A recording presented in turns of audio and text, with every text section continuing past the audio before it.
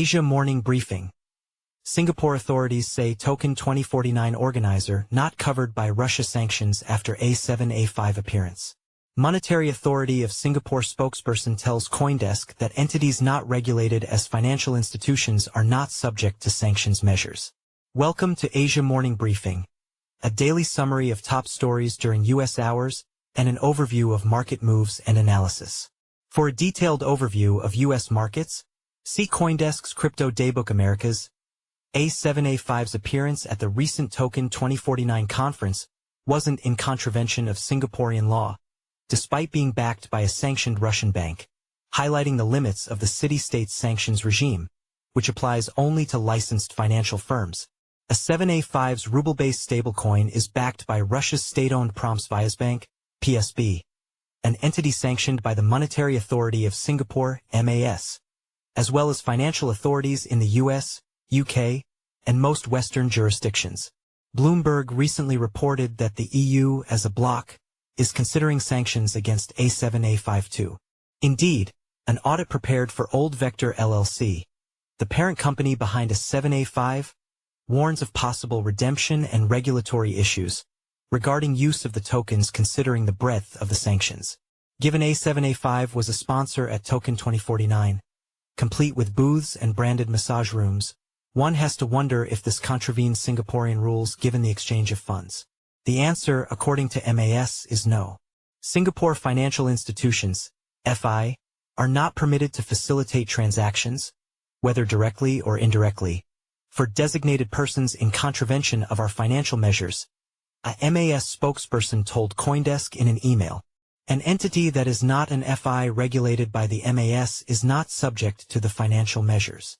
Under Singapore's sanctions framework, financial measures targeting Russia's Promsvyazbank and related entities bind banks, insurers, capital markets intermediaries, and digital payment token providers.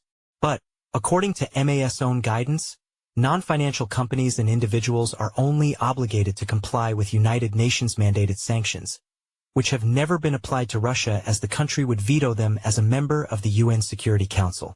Furthermore, Token2049 is organized by Hong Kong-registered BOB Group. Hong Kong, as part of China, does not have any financial sanctions on Russia, which makes receiving funds from A7A5 legal in the territory.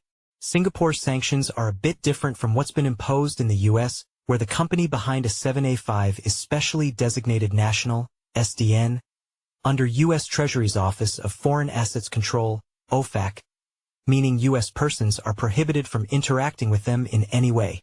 It may seem like an edge case, but Foundation for Global Political Exchange v.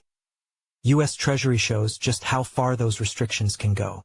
OFAC initially denied the Foundation for Global Political Exchange, a U.S. nonprofit, permission to host members of Hezbollah, understandably sanctioned individuals, at a forum they organized in Beirut about peace in the Middle East, ruling that simply offering a platform or audience constituted a prohibited service under U.S. sanctions law.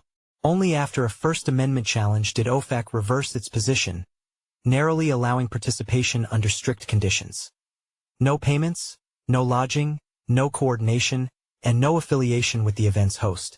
By that standard, even in the U.S., hosting A7A5 could be legal if no money or material support changed hands. In Singapore, where sanctions bind financial institutions but not conference organizers, it's an even easier call. Washington regulates who you can pay. Singapore regulates who can move the money. Somewhere between those two philosophies, and one Hong Kong crypto wallet A7A5 found a perfectly legal booth and massage room. BTC, Bitcoin fell to around $122,000, down 3% from record highs, as analysts warned the crypto rally had become overheated following the year's largest ETF inflows and leveraged positioning, with Deribit projecting a possible pullback to $118,000 to $120,000 before another run toward $130,000. ETH, Ethereum is trading around $4,479, down 4.4%, as traders lock in profits following recent gains and rotate out of ETH into other assets, pressuring prices after a strong rally. Gold surged past $4,000 for the first time as investors flocked to safe havens amid a weaker dollar, Fed rate cuts, and geopolitical uncertainty, with central banks and retail buyers driving demand. Goldman Sachs lifted its 2026 forecast to $4,900, though Bank of America warned the rally may be overextended. Nikkei 225. Asia-Pacific markets traded mixed Wednesday, while Japan's Nikkei 225 hovered around 48,120, buoyed by optimism over pro-growth policies under new LDP leadership and a tech-fueled global rally, even as concerns about stimulus durability and valuation risks linger. Trump memecoin issuers anchor is planning digital asset treasury company. Bloomberg, Gemini stock projected for 25% upside driven by crypto reward card, Flywheel, and EU license. The bloc, Clean Core's Dogecoin treasury tops 710M tokens, booking $20 million plus gain, CoinDesk.